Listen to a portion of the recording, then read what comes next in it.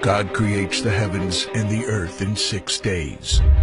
He makes Adam and Eve, who spend their days with God until they give in to temptation by eating from a forbidden tree. Sin enters the world, and things get so bad that God floods the earth and starts over with Noah and his family. Years later, God calls Abraham to follow him with the promise to make Abraham the father of a great nation.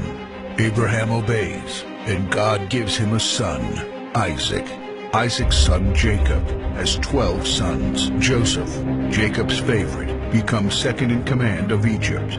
God uses him to save his entire family and Egypt from starvation. Hundreds of years later, the Israelites are slaves in Egypt. Moses is called to lead the Israelites out of slavery. Joshua takes over after Moses and leads the people into the promised land. After Joshua, God raises up judges, temporary military leaders like Deborah, Gideon, and Samson, who protect and fight for God's people. The people tire of this leadership, and they call for a king. God gives Israel King Saul, King David, and then King Solomon. But it's all downhill from here. The people rebel. The kingdom of Israel is divided, and everyone turns their back on God. Prophets like Elijah, Isaiah, Micah, and Jeremiah warn that if people don't repent of their sins, there will be consequences. But the people ignore their warnings.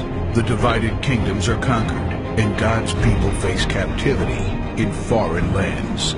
People like Daniel show great courage and stand up for God when no one else does. Some of the exiled people return to the promised land, but for 400 years, God is silent. No prophets, no miracles, and no angel visitations. But then, the silence is broken when Jesus is born.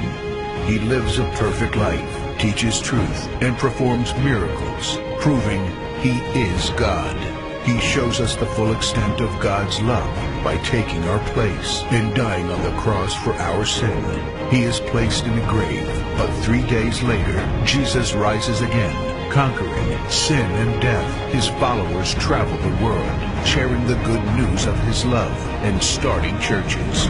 We now are part of this story, and we have the chance to change the world and share His love, because one day He will crack open the sky and He will return.